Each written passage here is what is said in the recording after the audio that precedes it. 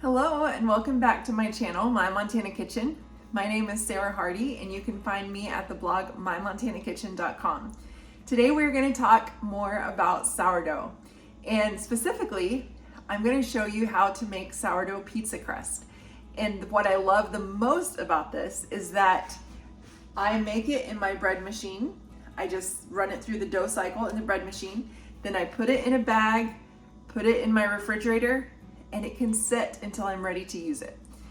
I've let it set for up to a week before, and definitely you can let it set for several days and it's fine. So I like to mix this up early in the week, maybe on a Monday, put it in my fridge, and then I have pizza dough ready whenever I want to use it. You can even just pinch off a little bit of it to make a personal size pizza if you want, or a flatbread, or there's so many things you can use it for. It's very versatile. So I'm going to show you how exactly to do this. I took my favorite pizza crust recipe that I've had ever since I got married, which is nigh on to 19 years ago, and I converted it to sourdough. So I'm going to show you just how you can make your own, and the recipe or the link to the recipe will be in the comments below, so you can get all the measurements yourself and you can make it yourself. Now, one thing I know people will ask, well, what if you don't have a bread machine? That's totally fine. Just use your stand mixer to mix it up, or your dough whisk in your hands. It doesn't really matter how you mix it. I just love the bread machine method because it is hands off. I put the things in there and it runs its cycle, and then I take it out and put it in a bag. So let's get started. First of all, I'm going to put some water in, and the bread machine has an insert that looks like this, so I have it in here. All right, so we're going to start with some water.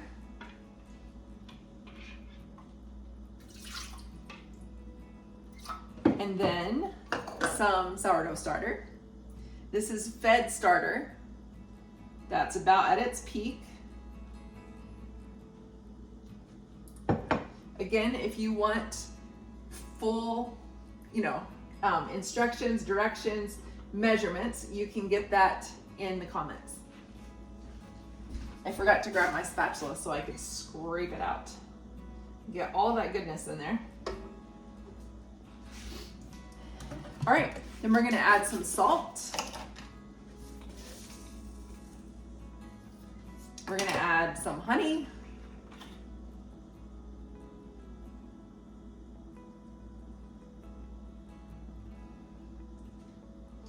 And we're gonna add some oil.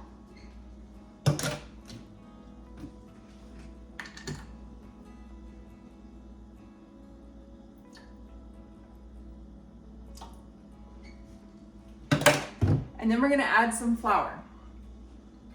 So I'm just gonna add it right on top of everything else. Now up to this point I haven't mixed anything. It's just all sitting in there. All right, so let's add the flour.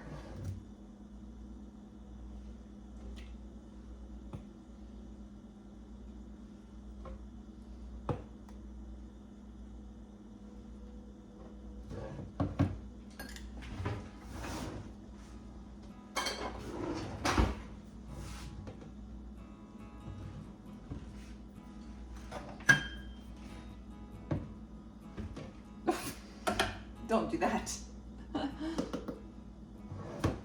Okay. So now we have everything in here. The flour sitting on top. And now it's ready to push button. Now my bread machine, I just put it on the dough setting, which is number 9 on mine. And I push start. There we go. Now that cycle is gonna run for an hour and a half. It won't be mixing that entire time because that includes like a rest / rising time. So it'll be 90 minutes, and I can just close the lid and go on about my duties. I've had my bread machine for probably 4 or 5 years, and I bought it at a Goodwill for less than $10. So whatever you do, you don't have to go out and buy a brand new bread machine. I mean, unless you really want to. But I would suggest you check your local thrift stores. There are always bread machines there. And most of the time they're under $10. So go check it out and see if it's something you want to add to your kitchen. I would check at a thrift store first. That's where I found mine. I use it all the time just for mixing dough. It's super nice. I also do my 30-minute rolls with sprouted flour. I will if I'm not trying to get them done in 30 minutes, because this cycle takes a little while. But if I'm just wanting to have them for dinner or something, I'll still use this for mixing it, and it doesn't have to rise because it has so much yeast in it. And you can get that link whichever place. I can never remember where it's at, but in one of these places there'll be a link for it, and I'll also put a link down below. So check out your local thrift store and see if you can snag one. This is after 5 minutes, and you can see it's already forming a nice ball of dough. This has been about 45 minutes, and the dough is all finished mixing. So honestly, at this point, you can just go ahead and put it in a bag and put it right in the refrigerator. I'm gonna go ahead and just put it in a bag, and I like to get these bread bags. Well, they're called gallon twist tie bags, but I use them for bread and things from Walmart. And I just put it in this bag, and then I'm just gonna put it in the refrigerator. Now, you can obviously use a bowl or something reusable if you want to. That's totally fine. The dough is a little bit sticky, but that's all right.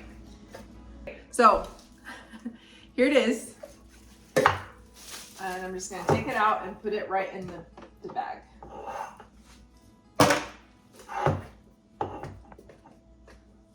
If it feels too sticky, you can get a little bit of water on your hands, and that will help it. Okay.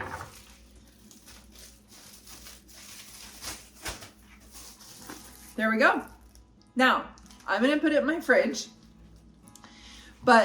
and I'm going to use this actually tonight. But like I said, you can leave it in your fridge for days, and the longer you let it set, the more it will long ferment, and the more sourdough flavor it will have to it. And it's not hard to roll out, to work with, and I'll show you as I do it tonight for pizza. I'll show you how I roll it out.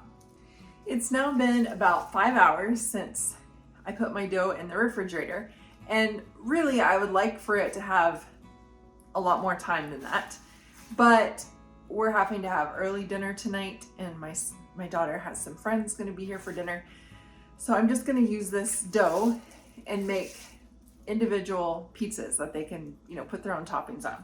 So I'm going to go ahead and do it, but again, my preference would be to leave it for at least a day, maybe 2, and it will get a little fluffier. So I'm just going to dump it out. I'm going to put a little bit of flour here on the counter. And again, if it's sticky, wet hands help it not to stick so much.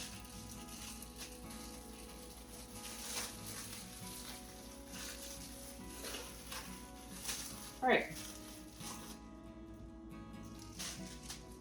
There we go. And I'm just going to divide it into 4. I'm going to make 4 individual pizzas.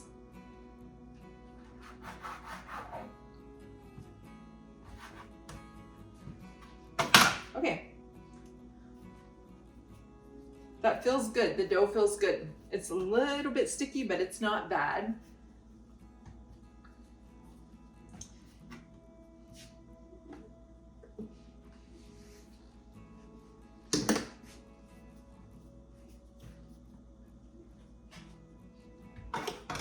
Then we'll just roll them out and put them on my pan that I have here with parchment on it.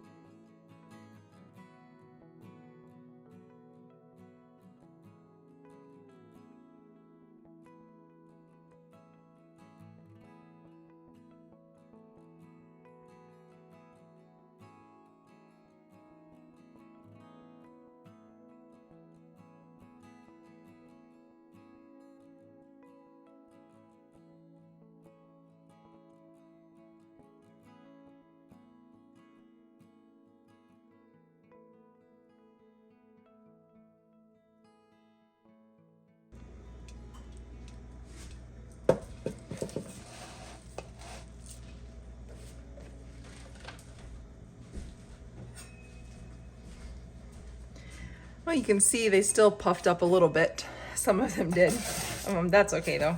But that's just about done. That was at 10 minutes, and they'll bake a little bit longer after we put toppings on them also.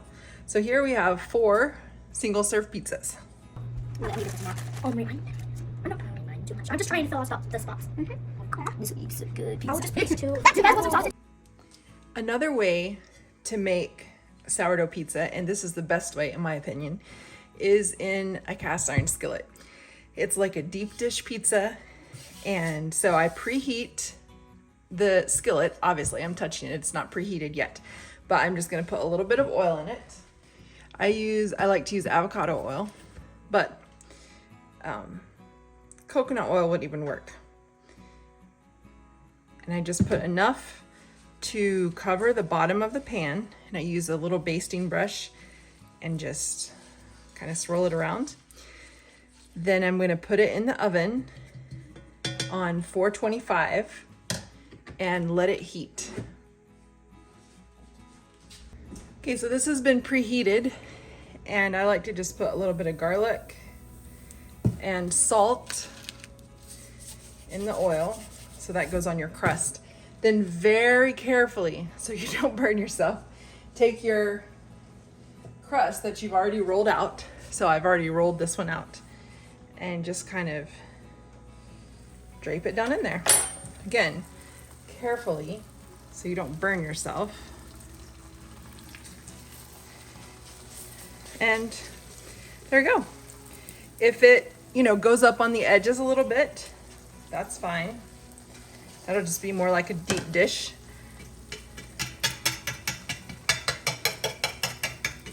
I do this to minimize the bubbles. It doesn't mean that there won't be any bubbles. Okay, then we're gonna put it in the oven.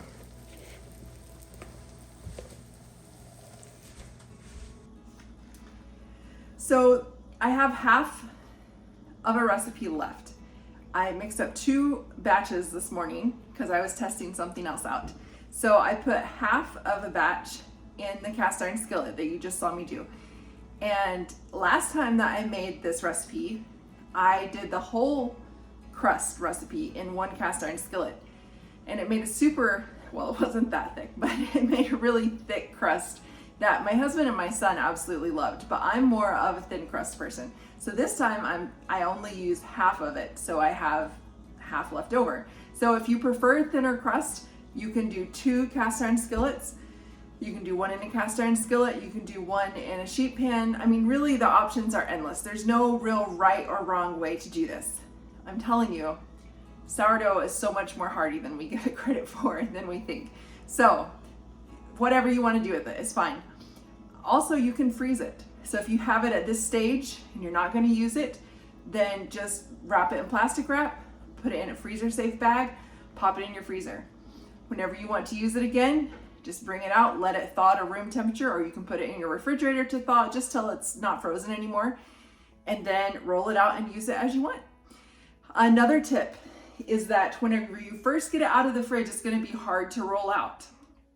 If you find that it's too difficult to roll, just set a towel, put a towel over top of it, and let it rest for 5 or 10 minutes. Even 5 minutes makes a huge difference. If you're rolling it out again and again, it's getting hard to roll and it keeps shrinking back, then put a towel over it, let it rest for 5 minutes, and it will be much easier to roll out as it relaxes, and it's easier to roll out.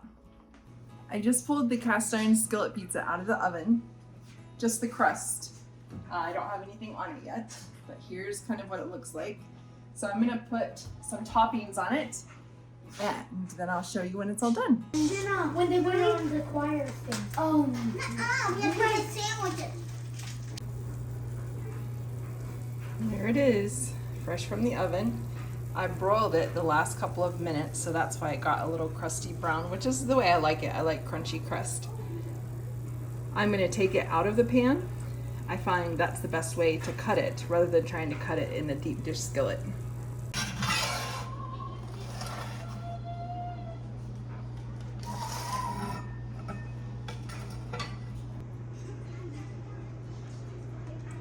This is a thinner crust, The one I made earlier this week was twice that. So if thick crust is your jam, then you'll definitely want to use the full recipe. But I think I'm gonna like this thinner crust.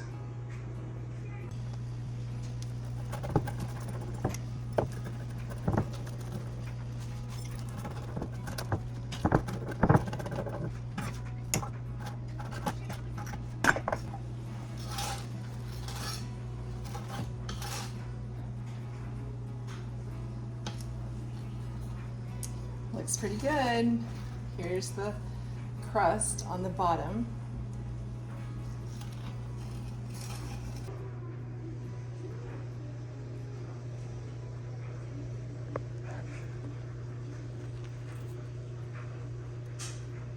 Underneath looks pretty good too. And that's how you easily make sourdough pizza crust. I would love for you to let me know in the comments how it turns out for you, what method you use, and I would love to hear how you use your bread machine in your kitchen.